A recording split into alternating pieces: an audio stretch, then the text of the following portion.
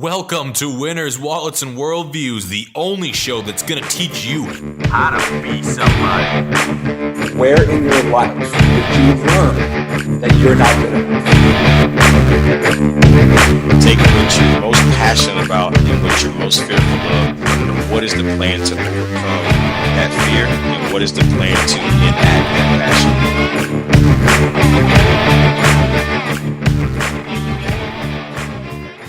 Welcome to Winners, Wallets, and Worldviews. I'm your host, AJ Armstrong. You can follow me on Instagram at AaronArmstrong33, or you can check me out at my website at AaronJArmstrong.com. Today, I'm honored to have a beautiful and very special guest, my wife, Marissa Armstrong. And we are not necessarily sure what we're going to talk about today, but we're going to try to make this engaging and enlightening for all of you. So, Marissa, thank you so much for coming on the show today. Hello, everyone, and welcome to our Sunday special. Yeah, so this is what we do. I just came up with that like 5 minutes ago. Yeah, this is how we spend time bonding as a wife and a husband. we just jam out on a podcast. Well, we were in the car, I don't know what it was, a couple weeks ago, driving somewhere. And I was like, we should have totally just recorded our conversation. You know what I mean? It was just so deep and interesting and thought-provoking. So I was hoping we could maybe get one of those conversations. Well, I think that's today. The coolest part actually is that neither of us can really offend the other person.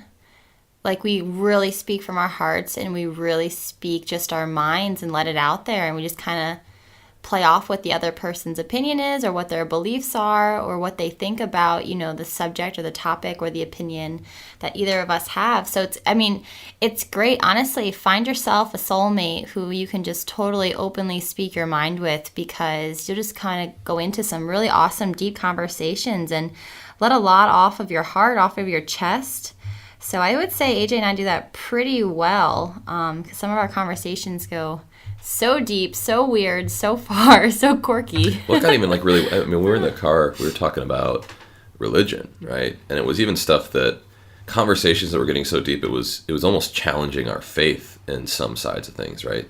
And it was wow, so most people, I think, when they start feeling like their faith is being challenged in the form of a Christian sense, they just avoid it. You know what I mean? Or do you dig deeper? Right. Well, that's what we were doing. But most people, they'll say, oh no, I can't think that way because it's going to challenge my belief, and then I won't believe in God, and then I'm going to go to hell. Where we actually went more investigating into the extreme. And for example, you were asking me a really good question. There's no way I'm going to remember what the question was, but the long story short was, we were getting to a point where you're just well, you start asking the questions that we normally question in faith. Okay, so what happens when people on Pacific Islands who have resorted to cannibalism, what happens to them? I don't know, that's a good question. So we started going through possibilities and walking through scripture and what that meant. And then there's other questions, what about people that can't read? What happens to them? And there's all these things that seem to challenge normal beliefs or views that we were getting into. I just thought that was kind of cool that we could go that deep into a conversation without fearing what your faith really was like, Or how does God touch each one of those people, even though they might be illiterate or they might not be in the best circumstance to receive the word or may not have the best upbringing. So what are some of the limiting factors that limit them from having a childlike faith or having any kind of faith whatsoever? And, what happens? How does those people progress? So, yeah, we got pretty weird and deep into that for sure. But, yeah, it's so nice to be just totally open about it and really expressing yourself in any way, because honestly, I couldn't even imagine being in a relationship where I couldn't really speak my truth and think that I would be offending the person the entire time. Honestly, it'd be miserable walking on eggshells 24 hours of your life. Or even when you talk about speaking your truth, but it's almost especially I go through phases where it's exploring my truth. Oh, yeah. You know what I mean? I don't know what my truth is. That's a great point. But to pursue truth, you have to be honest with yourself. So most of us, I would say, are in some form or fashion in the pursuit of truth. I mean, what does that mean? But how do we even, like, how can you pursue it if you can't actually speak it without thinking you're going to offend somebody? Right. I think that's like the whole, honestly, our generation, it's so hard to really speak what's on your mind because you're so fearful of what the other person is thinking about you. And I really believe that we need just this conscious communication again, where you can, talk to somebody else on a much deeper level without, worrying about what they think, or if you think you're not going to be friends because of a topic that came up. Like, I think you can have a mutual understanding where you both agree to disagree. I think that's perfectly fine. Like, I have a lot of friends where we agree to disagree, but we also have great conversation around it too. And I think as our generation, we need to really get back to that instead of just ignoring things. Just, oh, we don't talk about that. No, I think it should be talked about. If two people fully disagree with something, like, I want to see I want to see your opinion. I mean, I made a post about this when we had the election, Trump versus Hillary, because I honestly loved seeing political posts on Facebook. I really love seeing people step into their power and speak, what their opinion was on Hillary, what their opinion was on Trump. I mean, obviously in a respectful way. But I thought it was awesome for people to be really passionate about the election one way or the other. I think that's awesome. I want to hear the other person's side. I want to hear what their train of thought is, what the process is going on. I want to better understand their beliefs, their point of view on things, because I didn't step in their shoes. I didn't walk in their shoes. I don't know what they came from, what experiences they have for them to believe this way. So I find that fascinating, and I love it. And I think we need more of that, where people can just have open conversation. Well, it's the only way to like really get all sides of the story. And like, in order to pursue truth, you need to have a really robust counter argument to your worldview. Hence this show, Winners, Wallets, Worldviews. You want to have something that challenges your perspective because you might be missing something. So what you're seeing is like, if people are freely open to talk about things at risk of offending someone's other worldview, you're exposing a weakness in the argument. Therefore, you don't even know if you're getting to another level of truth. So you might be lost you're missing a whole percentage of what could be real because of that. So it's like having the ability to openly challenge your own viewpoints. I mean, this is where most successful people I read about, they always say, how do I know that I'm right? Well, you know that you're right by speaking your mind, letting opposite opinions challenge you, and then see how far does your opinion get through the ringer of all these really good arguments. And that's how you can start to figure out, am I right or wrong? And then you can start to eventually, that's like how academia ought to be. Well, that's the thing. Like, I'm right because I believe I'm right, because in my mind I'm right. So therefore, wouldn't the other person, if they believe they're right because in their mind they are right, be right as well? Are you both correct? Are you both right? Now, again, where is that right and wrong factor? We can totally go down a rabbit hole here, but unless you wanted to take it from like a Christianity like viewpoint, I believe there is that, line in the sand where there is right and there is wrong, and you really don't have to, there's no need to go down that rabbit hole. But again, those are my beliefs. That's my faith. We could get into a whole side of ethics on that. So like, this is why ethics becomes a philosophy in itself, of how do you quantify honestly ethics. I will never forget when I think I was a sophomore in college. So I went to community college my first 2 years in Toms River, New Jersey, and I had this ethics teacher, and I didn't even know what ethics was. Like, I just I had to take this class because it was part of my liberal arts. And I'll never forget when he was speaking to this group of 35 students in this class, and he opened up on the first day, is it wrong to kill someone? You're all like, whoa, what? Like, yeah, obviously it's wrong. We'll see. But then now he gave us like 4 different scenarios where, if you were being threatened with your life, or you being threatened with, your family's life, or, so many other examples where now is it wrong to kill someone? So there was so many ethical dilemmas. And again, I mean, just like with we see in war now with, our friends being deployed. And oh shoot, we're getting war stories now from all my buddies and all from these West Point ethical coming back. dilemmas of, killing man. So, I remember when my professor opened up with this and I was like, oh my gosh, I know it. I never even thought about that. Like, is there another side to this where there's a yes? How is there a yes? Is there a yes? No, there can't be a yes. But my brain never opened up to that before. I remember as a sophomore, I was like mind blown by this initial question. I was like, holy smokes, everything I thought I knew, now I know nothing. Well, yeah, that's something interesting worth thinking about. And I guess the more classic ethical philosophy dilemma that we start to see is it's Kantian ethics versus utilitarianism. So in Kantian ethics, the Kantian principle is you cannot use someone as a means to an ends. So and then the utilitarian principle is, well, what is good for the greatest number of people? It's like a calculus equation, right? It's like how do I maximize the amount of good I can do versus taking. So like in the example, let's walk through the example of killing somebody.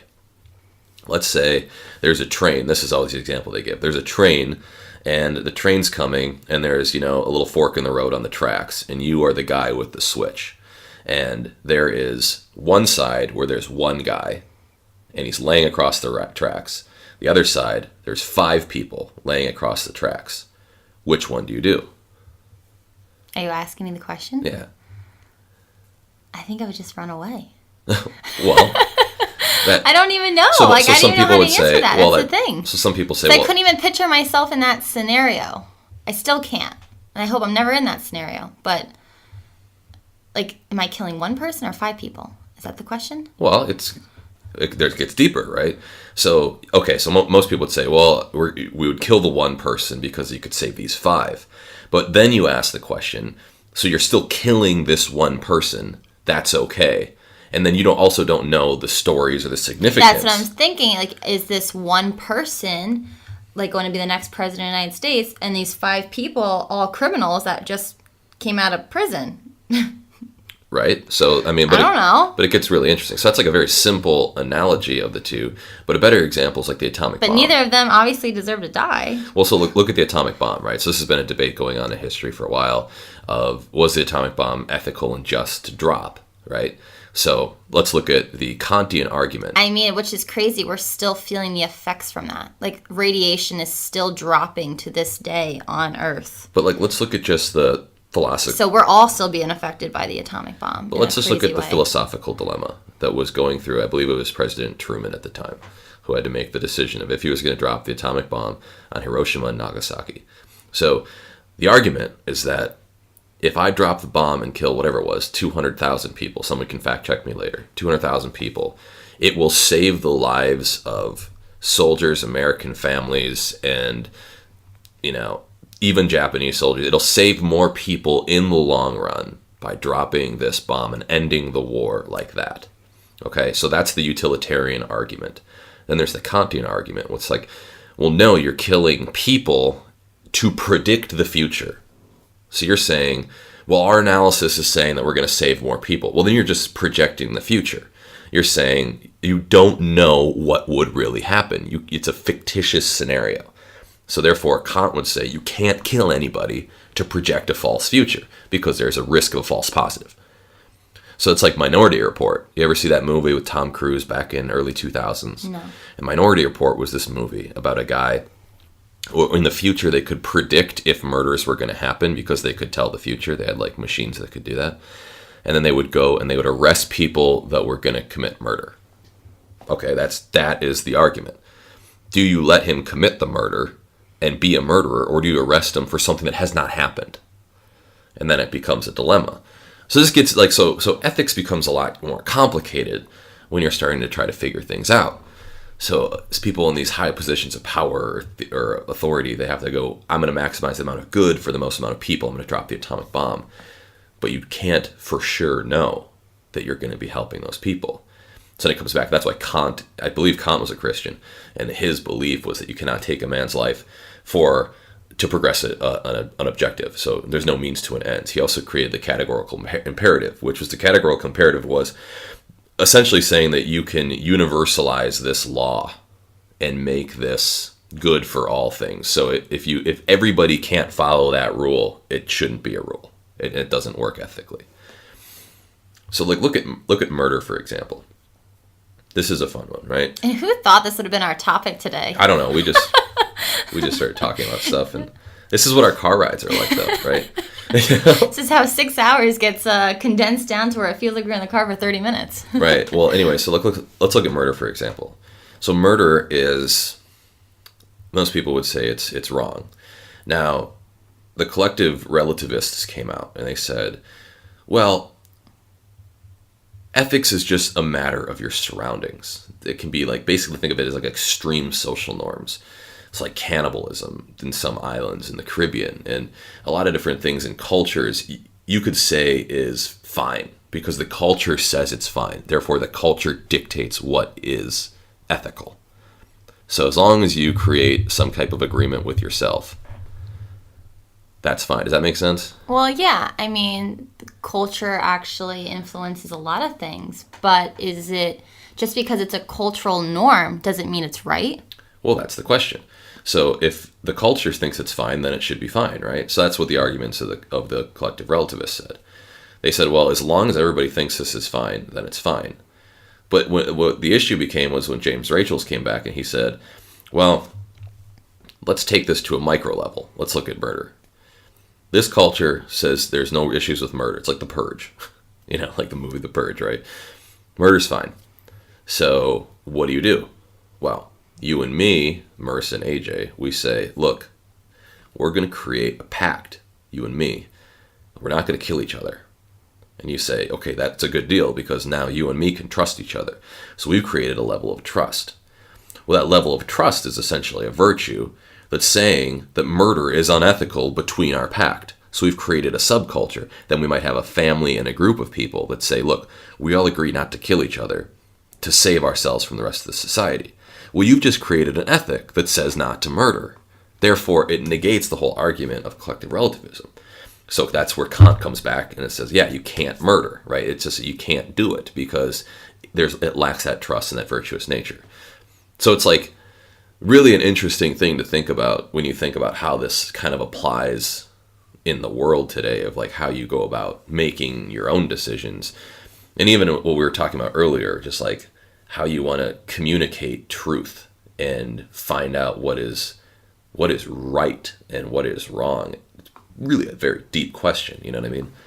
I guess it is a deep question, but unless you have your own philosophical belief or religious belief, then is it that deep of a question? I don't know. Like, I feel like it's very easy to draw the line between right and wrong because, again, I come from a pretty straightforward Christian belief, and I truly believe that just because it's a social norm and it's socially accepted, I don't believe if it's not stated in the Bible to be correct or what's the word I'm looking for, or right or righteous, then is it wrong? I don't know. Again, it comes back to the person's belief system. It's really interesting. So, am I right to be right because I have a strong Christian faith, or is the other person who's part of the social norm right because society says they're correct? Yeah. There's like, what we were talking about the other day is just there's... Again, it comes back to where are you getting your beliefs from? So everyone's going to be completely different, right? Am I just like totally off on a tangent? Not really, because I mean, you got to think there's thousands of different interpretations of the Bible, which is why a lot of people that I think are like atheists or agnostic, they reject a lot of the principles within the Bible is because they're like, well, how do you know all these different interpretations? Which one am I supposed to believe? So I'll just believe either none of them or whatever I want. True. Okay, so that becomes so I'm not a fundamentalist Christian, and that's where I get critiqued, I think, by people, is because I don't believe in verbatim translations when the author wrote it. So that's, I guess, my own interpretation of the Bible. So, like, for example, you guys probably have heard of the different interpretations of the Constitution of the United States. So there's strict interpretation, or I forget whatever it's called, strict interpretation of the Constitution, which is like when the author wrote it, they meant this. That would be more like a conservative principle. And there's the progressive side of the Constitution, which is it doesn't matter what the author meant. It's the words should be interpreted as if the spirit of the words, and they can evolve over time, right? So you got to look at that. I don't get into politics on my show for a very good reason, but that's the two sides of the spectrum as far as how you interpret the Constitution. But let's apply that same interpretation to the Bible. So now keep in mind, there's another caveat thrown into this. That's that there you have essentially an all-knowing God. I guess this just keeps coming up for me because it's just the right and wrong. The whole right and wrong thing we were talking about, and the whole death thing. That's all I can kind of keep relating it back to. What do you mean? Well, we didn't plan on speaking about killing or death or cannibalism or even religious viewpoints coming into this. I just think this is so hilarious. This is such a typical Marissa AJ conversation right now. Oh yeah, well that's why I thought we could just record it because they're fun sometimes. Okay, so back to the interpretations of the Bible. So then you could have, and this is just drastically oversimplifying it. I am not a theologist by any means. I am not a philosopher by any means. I just ask interesting questions and I think about stuff and I talk about it. So let's take a strict interpretation of the Bible. That's where, like a lot of different theologists, they'll go back and they'll say, they translate it back to the exact language, what this word meant in the culture of that language, therefore what the author meant. Okay, that seems like it would make sense to people that want to understand. So like a lot of our friends are kind of like fundamentalist Christians, and they believe along those lines, the literal interpretation of the Bible. And then there's kind of the spirit of the word, which is like an all-knowing God presents this piece of paper, and he inspires people through actions of Christ after Jesus' birth, or obviously after Jesus' life on earth. And then beforehand, God inspired people to write, and this was something to where his existence could be communicated throughout. That'd be more like a progressive view. Does that make sense? Yeah, I'm following. So like okay, so this is why I guess I lean towards the side that I think it's a little bit more of like a progressive side of the interpretation of the Bible. Because if I have an all-knowing God, I think that he is going to speak to us in very unique, different ways. One of those ways is the Bible. And that's really what we have as a way of falling back on some type of ethics. Yes, now we're tying this back into the ethics portion. Yeah, that's what I do. I'm a professional. I knew that was all related somehow. What do you mean it's all related? We're just improvising this whole thing. No. But anyway, so that was kind of the idea. So I guess this is where I generally disagree with people when they say, well, what did the author mean at the time? It's like, well, the Bible was written by people, and people are inherently flawed. Yes, and everybody has free will. So if you believe something verbatim, there is a chance that it could be mistaken. But now if you don't believe it verbatim, now you're caught in this ambiguous loop, you know? Like, oh, I'll pick and choose things that I want. And that becomes the issue.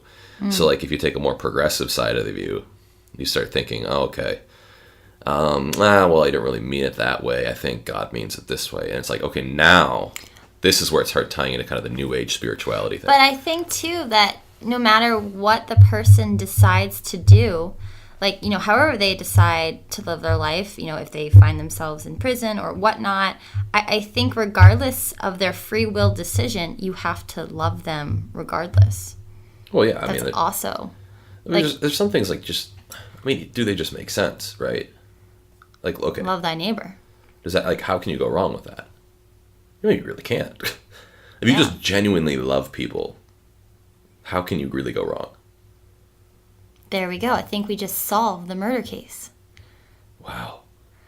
Did we just... No, this has been a top... that's like a top 3 Baptist. I don't know. I think we just solved it here on Winners, Wallets, and Worldviews. Okay, so we got it. So everybody, if you share this with your friends, you subscribe, you leave a review, we just solved it. We figured it all out. We figured it all out. Pretty sure I just said I quoted the Bible, but who knows? There's kind of that was kind of like the Baptist big 3 for years, right? It's like, treat others how you want to be treated, right? The golden rule, which is essentially where Kant basically derived that further with the categorical imperative, which is like, if you can create a universal ethic out of this, then it's good. So that's pretty close to the golden rule of Christ, right? treat others how you'd like to be treated. And then you have love your neighbors as you love yourself. Okay, I just don't see how you can go wrong with that rule. If everybody just did that, we'd probably be fine. Yeah, I totally agree. And then we can go down like 17 more rabbit holes because... What's significant about 17 rabbit holes? I don't know. That's just a number I came up with because I don't know. I think there's just so much more to that too as well. Yeah, but I mean, so now it starts getting into, is that just the spirit of the word, or is that the word in and of itself, verbatim, right? So there's like all these different stories. You got the first half of the book. It tells you there's two types of stories in the first half of the book. It's like, here's what to do, here's what not to do, right? It's essentially most of the Old Testament. Then you have the New Testament, which is the best recollections of the word of Christ. And then you have with the Gospels, and then you have letters from the apostles, which is trying to teach people what they think Jesus would intend them to do in different letters. So that's basically the Bible summarized into 30 seconds.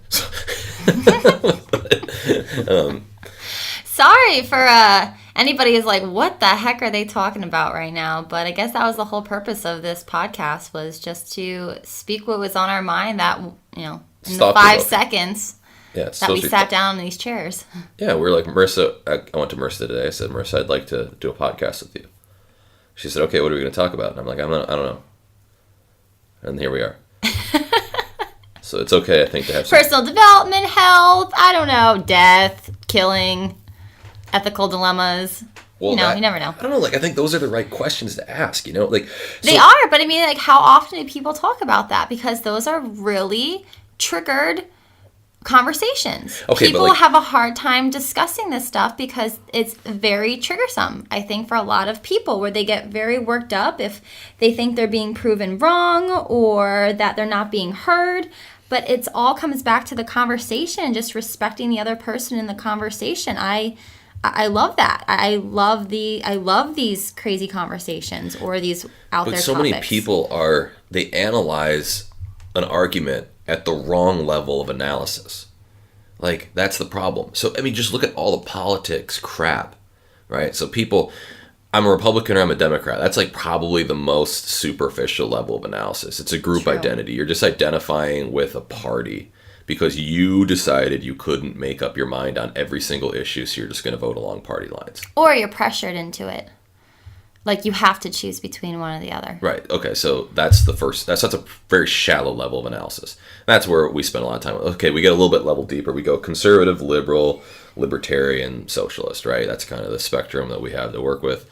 So you have on the far left, you have leftists. On the far right, you have right, and then you have somewhere in between. You have liberal, and towards the left, you have conservative towards the right, and then that's basically where we start. And then people start to get a little bit level deeper in their analysis. They say, okay, do I agree with conservative principles? Not just, I'm not going to vote for a group. I have conservative principles or liberal principles, right? So that's a decent level. Still too shallow. I say you got to get to what is the fundamental philosophical driver. And in most cases, I think people would genuinely agree on a lot of things at certain points. I mean, I was having a discussion with a guy, and like I said, I don't usually get into politics, but we were talking about conservative, liberal, and essentially he's like, conservatives just don't care about people that are in poverty. I said, well, that's not necessarily true, because I think everybody agrees that poverty's bad, right? I don't think anybody wants people to stack up at the bottom of a hierarchy. That's just, we don't want that to happen. I think we disagree at the different levels. Well, again, it's not good for the whole if that does happen. Yeah, well, it's not good for the majority. We don't want people to stack up at the bottom and be left out or have significant disadvantages. That's a problem, and we got to figure out how to solve it. I think the issues are we're analyzing the problem at the wrong level. For example, we have the Republican Democrat Party, and they just say, do we redistribute the wealth or not? So the Republicans say no, the Democrats say yes. Is that even the right question? What if there's a better question? What's the best way we might find that it's an education issue.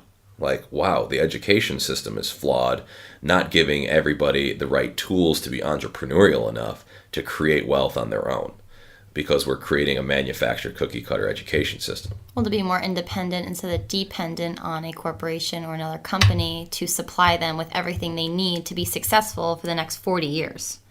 Right. So, I don't know, is the right question, should we take from the rich and give to the poor or not? Or should we redistribute the income levels because certain people were born with different advantages or not? I think we should start asking different questions. I think we should figure out, okay, first of all, why are these people in poverty? What is the real issue? Is the real issue that they were born with significant disadvantages versus somebody else? And then how do we quantify what those disadvantages really are? Exactly, because that's not even, how is that even quantified? There are so many people who we would think were born in, not the most ideal situations, who are so grateful for their experiences because they've become who they are today, these, successful, influential people because of what they went through.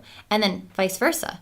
So many people who are born into situations we would think are very ideal and they are set up for success and are not. And they're kind of actually resentful of what they went through and think that just because of, what they've gone through, now they can't be as good or better than, where they've came from, if that makes any sense. So I don't know. Is it just being grateful with everything that's presented to you, making the best of it? Well, here's something, right? So, for example, we could say that being born into a middle-class family, you have significantly more advantages than other people, right?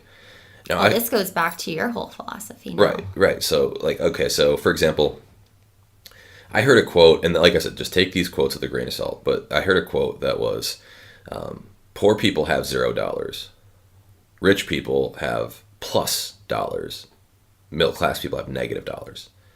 Now, that was interesting, because if you think about it, poor people just have nothing. They can't get a loan. They have no credit. They're not necessarily in debt. Middle-class people are essentially in debt. Like, think about it. They get a car loan. They get a home loan. They have student loans. Most of them do. Interesting. So now they start off their life in debt. They're below the poverty line. Interesting. If you believe, now obviously, depending on what your accounting philosophy is, if debt is good or bad, if the debt has possibility of an ROI, I mean, we could get into a whole side subject on accounting philosophy, on your beliefs around debt.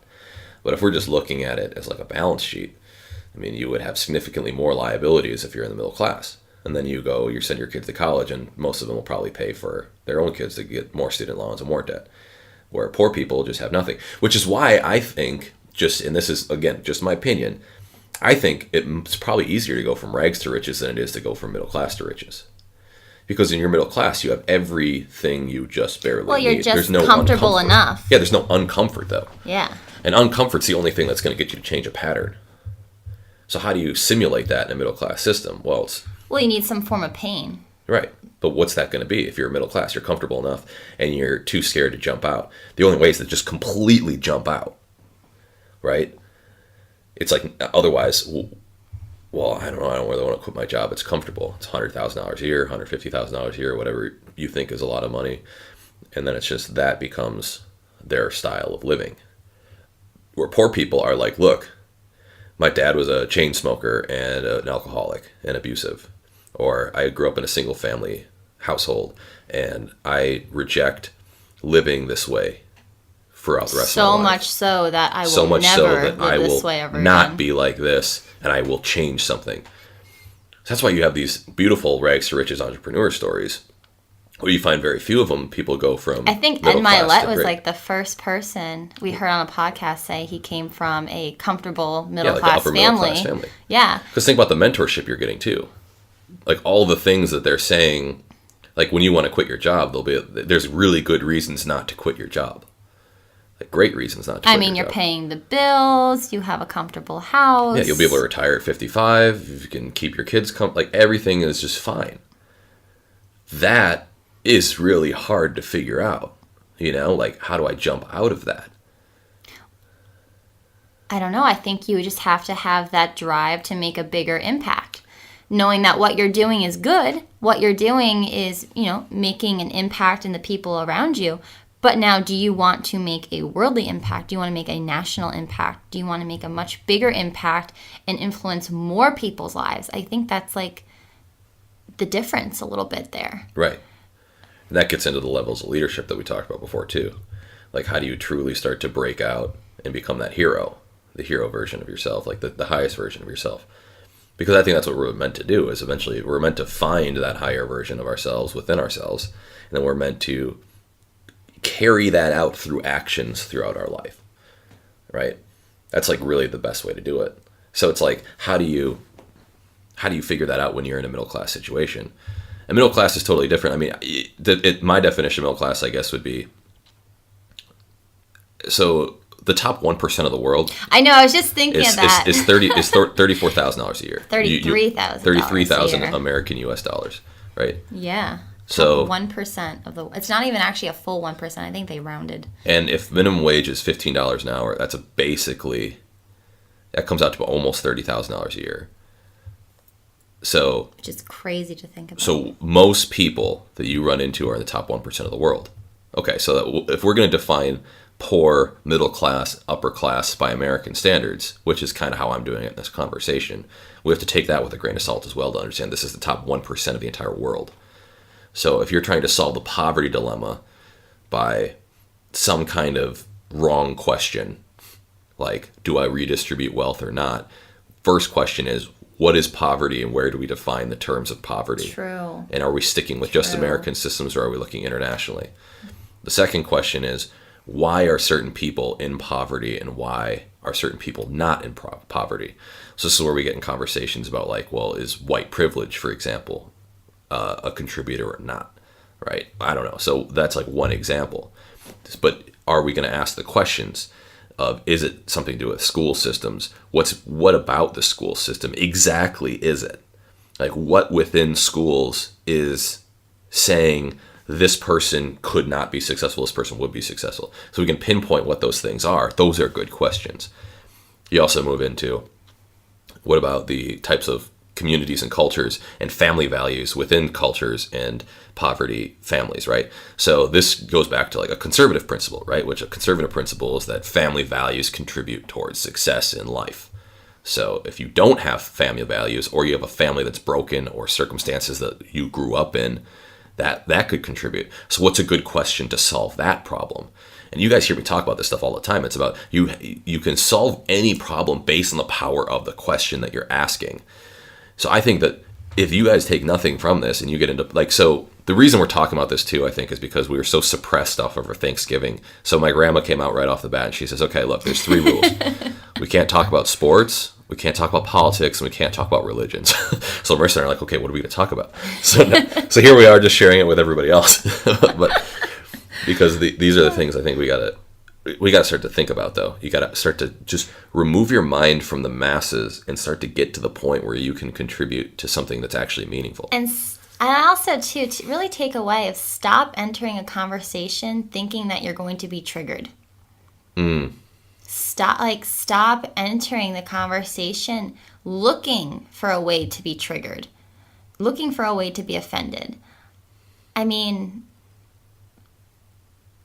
honestly, it's really hard to offend somebody who is just like truly, truly interested in your opinion. Does that make any sense? Yeah, but I mean, if you're talking to people that aren't interested in your opinion and they're just interested in progressing their own agenda when they think that they're right, when they're not necessarily right. Well, then I'm talking to those people then, I guess. Like, yeah, well, this goes to all spectrums of everything. Religion, but I think politics, so many people enter a conversation just waiting to be triggered, or waiting, like, to just tell the other person that you're offending me, or I don't know. I think if you kind of go in with a more open mind and you're not looking for that trigger point, or you're not looking, I mean, there's so many sensitive topics that, half of them pertain to me, half of them do not pertain to me. But either way, I generally, just as this, again, my opinion, I try to go into any conversation thinking that the other person is not trying to offend me. Yeah, they might be pushing their agenda and their point, but they're not attacking me by any means. So therefore, I don't think they're trying to hurt me. I think they're still a good person at the end of the day. It's just they have a different belief system. Well, yeah, I think most people are. they're really interested in doing things. I think we're all interested in pursuing truth, and we're all trying to get there. Well, we're all interested. I mean, I would say for the most part, people are interested in pursuing the good, pushing the good. Right. But like the problem is when they're not interested in hearing the opposing argument to decide if their argument is actually true or not. Yes, that if one person can completely come forward with their full-blown opinion at your face, that you should be able to get a single word in and share your experience or your opinion about that certain topic. I fully agree with that. All right. So, I mean, like with Marissa's business, right? Marissa's Fit Boutique, Health Wellness Studio. Well, you're right here. You could talk about it too. But but with your business, what we've started to see is just working with different types of people and their belief systems around like nutrition especially. Sure. Right? And it kind of this now gets caught into something that's extremely controversial lately, which is like the medical system, like the systematic medical system versus the holistic medical system. So that's the first problem is people automatically try to group you into one of the two. You're for traditional medicine and you are for holistic medicine. And it's like, okay, so right off the bat, that's the lowest level of analysis, just like the Republican Democrat. Yeah, I know. It's almost gotten to that like extent. It's like, oh, okay, you're just a holistic person and you're not. So therefore, everything you say is void, in my opinion. Right. Or you're just part of the medical system, so everything you say, in my opinion, is void. Right. No, like in what? No way. When did that ever become a thing? When both parties are trying to pursue the greatest good for what people's health should be. Like, I'm sorry, if I break my leg tomorrow, I'm not just going to go rub some turmeric on it and some arnica and think it's going to get better. Like, I'm actually probably going to go to a physician and get it fixed and have it surgically put back together. Right. So, I mean, there's a place and there's, for all, I mean, this is, okay, I can't even get into this right now because I'll get so worked up. But there's a place, no! Yeah, we're launching sweat equity. People got to know our stances on things. Yes, I think we should get into sweat equity after this. Talk a little bit about that. But I think there's a place. I think there is a proper place for both of those parties. Because I'm going to call them parties now. Because it honestly has been separated so dramatically. I feel like in the past. But let's go back 5 down. years. You're going down to a middle level now. So we've identified that there's these two extremes where most people are going to group themselves into one or the other, which we started to see at Christmas or at what was Thanksgiving. Immediately, people start. So my grandparents passed away recently, a couple years ago. And they were super, they went in the last like 20 years of their life, ultra holistic with their lifestyle. And then they passed away earlier than they were anticipated. They were vegans, Well, right? they were vegans. They took a ton of different, I mean, the whole deal, right? They were just like super crazy with health and nutrition and they got really into it. And then they died in their mid 70s. So my parents took that and they said, wow. Anything holistic obviously doesn't work because they died when they're in their mid-70s. Therefore, if you buy something organic off the shelf, you are wrong. You know, so that's okay. So my parents are on that side. Yeah. They're systematic medicine, right? And then there's the opposite. That's like, okay, just because you're a doctor doesn't mean you're an idiot. So I've heard this from the holistic people. Well, these doctors are just brainwashed into prescribing medicine and all this stuff. It's like, no, like they are also trying to pursue things for good. It's just to get into medical school, you typically have to have a very high GPA, and GPA is a measure. That's what you learn. Right. You're not learning about, what's in an apple. It's about what's in this medication that's going to provide the person with this aid. Sure, but just look how somebody goes through medical school, right? So they have to get into medical school. They have to have a really high GPA. What GPA measures is typically obedience. So obedience is something that's going to give you're going to be more loyal to an institution, or you're going to be more loyal to a belief pattern or something like that. And that's why those are the people that end up becoming doctors. But they're doing it for a moral good reason. They want to go out and help more people and solve the problems of the world. They're just ingrained into a belief system that's been institutionalized by the American medical system. Right? So, okay, none of that is bad. That's all good. They're all doing that for good reasons. They're following the protocol that's placed in front of them. Right. So the difference, though, is that you need the people that can challenge it. And so you need this conversation to happen so we can find out if vaccines are good or not. Whatever your position is on vaccines, let them figure Trigger this. word. Right. That's one that people get all spun up about. Like, I'm not sending my kid to school with a freaking bunch of kids that aren't vaccinated. And then you got the other ones that are like, well, you're putting all this chemicals into my kid's body. Like, I don't know what's right or wrong, but you need to have the conversation to figure it out. So it's like now you got something that might spin people up one way or another. And they might say, oh, you're vax, you're not. It's like, well, that's not a good question. Exactly, yeah. That's not a good question at all. The question is, who decided these rules? And what's going into these things? What's the problem? How do these solutions evolve? Like, those are good questions, and we could get into it. And that's what people are starting to ask now. So it's like, now that's back to what you were saying, right? It's like, you got to get into the right level of analysis. The right level of analysis is, okay, what is the problem that we're trying to solve with this type of medication or this type of solution or idea? So if I'm hurt and I've got a traumatic injury like a broken leg, that is the problem that I'm trying to solve. Okay, that's interesting. But if I'm trying to say, what is my I want to live a long, healthy, fulfilling life, well, that's another problem that I'm trying to solve. They're two totally different problems that would have totally two different solutions. Maybe both of them don't deserve an MD doctor. Maybe both of them don't deserve some nutrition consultation in Marissa's Fit Boutique. They might be two totally different things, right? But I think that's something you got to analyze your body as if it's a different problem all the time. I don't know. What do you think? Well, yeah, of course, because a broken leg and a sore throat is two completely different things. So if I was to have a sore throat, like my initial reaction is not to go to urgent care of the doctor. Like, I know I can handle that one on my own. I've done it. It feels like dozens of times before on my own, especially being in college where you don't have a primary care doctor nearby, or when we were living in El Paso for the most part.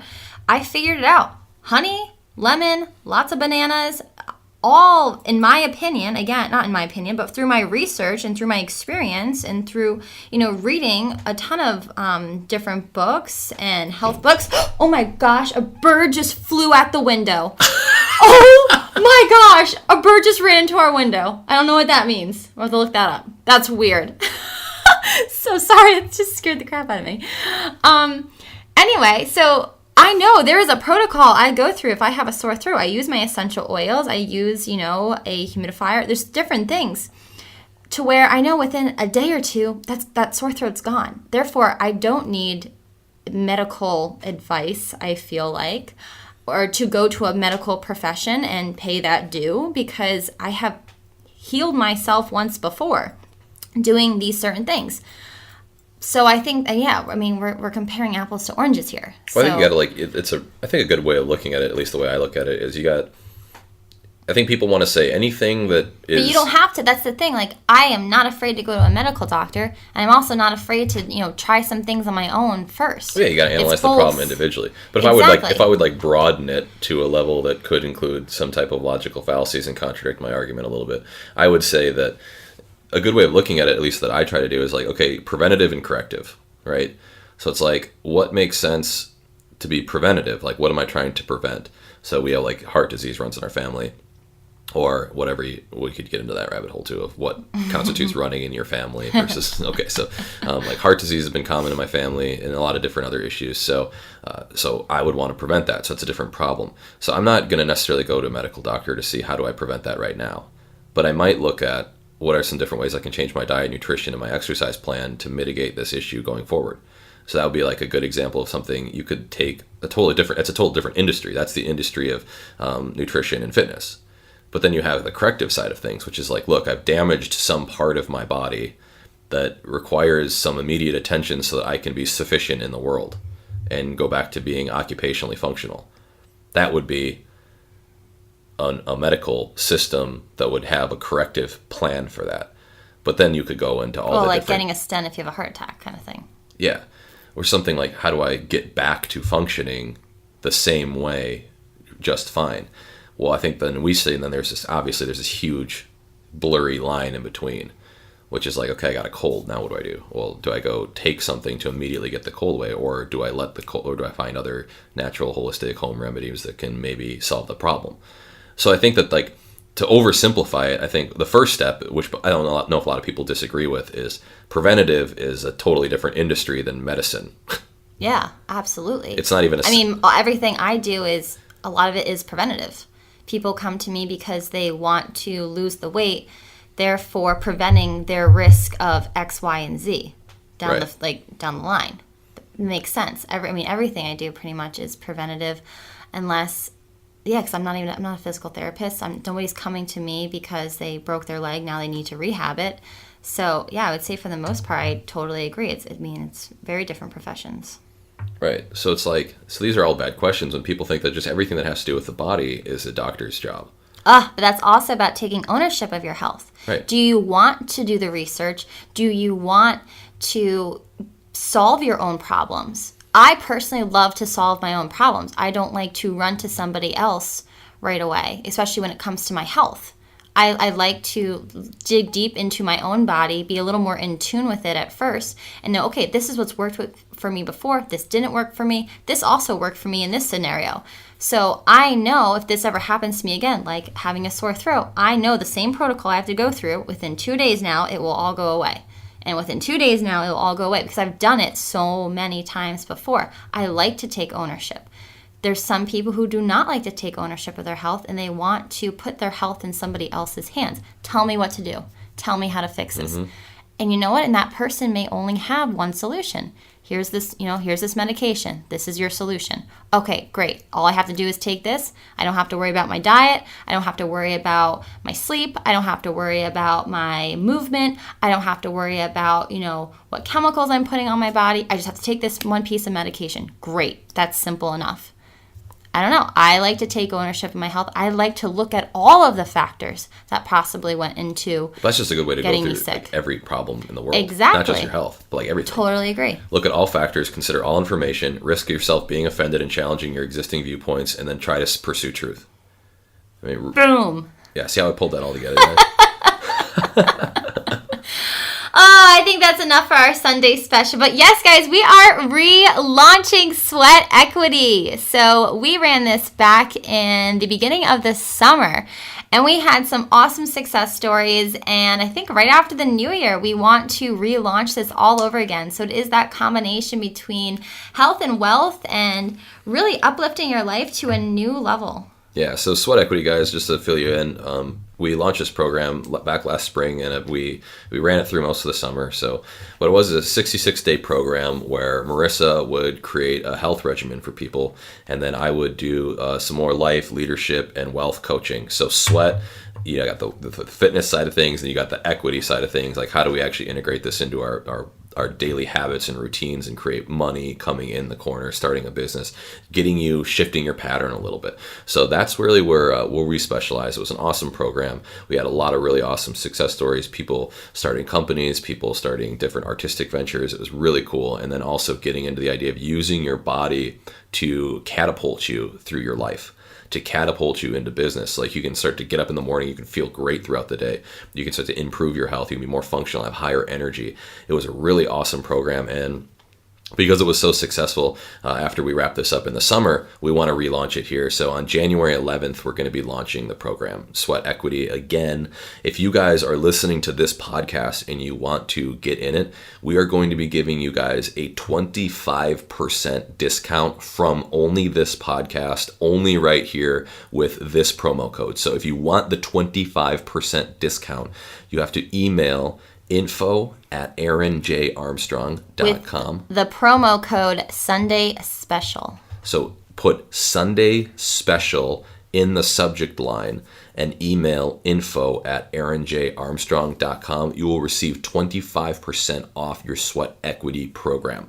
And this is going to be extremely huge. We haven't released the prices yet, but it's going to be an incredible experience. We're so excited. And this is the first time we're talking about it today. So we'll start to seed it a little bit more. We're not going to be giving anybody else this discount. This is exclusively to Winners, Wallets, and Worldviews listeners. So with that said, guys, you can always find more about Marissa at Marissa's website, which is marissasfitboutique.com.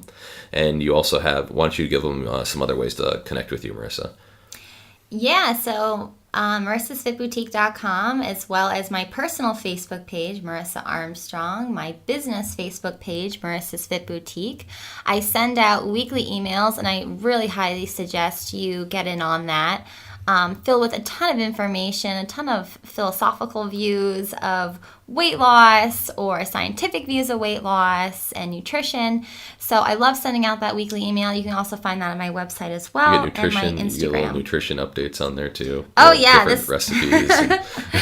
I like to call them gut-friendly recipes. I don't just put out any recipe. They're all very gut-friendly. A lot of them are allergen-free, to where you are going to still have a flat tummy after eating them with very little bloat. So I can't guarantee it, but that is my purpose for these gut-friendly recipes. And then on Instagram, where can we get you on Instagram? Marissa's Fit Boutique, or Marissa Armstrong With 2 G's. with 2 G's. So Yes. at Marissa Armstrong with 2 G's at With the 2 end. G's at the end. All right, cool guys. And then once again, you can connect with me at aaronjarmstrong.com. We're going to have this podcast available at aaronjarmstrong.com/podcast, where you can go check it out. You can share the link with your friends, your family, anybody that you want to have just kind of thought-provoking ideas that you can share with others. And I hope we covered some things that at least connected with a lot of different people, gave you a little bit more insight into our belief system and how I start to, or how at least we kind of approach problems in our lives, and how that's helped us in our success in our journey as entrepreneurs, and as just people trying to, like all of us, try to pursue truth and what really matters. So you can go to aaronjarmstrong.com to connect with me, sign up to my email, and we can start to get updates and anything like that. If you're listening to this on YouTube or iTunes or whatever platform you're listening to it, I encourage you to share, comment if it's available, or like, subscribe. Those are things that really help us to connect with more people on this type of subject. So I really encourage you guys to do that. You can find me on Instagram at AaronArmstrong33, and I always respond to people when they send me direct messages or want to connect with me. So you can always get a hold of me through my Instagram DMs, or you can once again, you can always shoot us an email and get on our email list as well. So thank you so much, guys.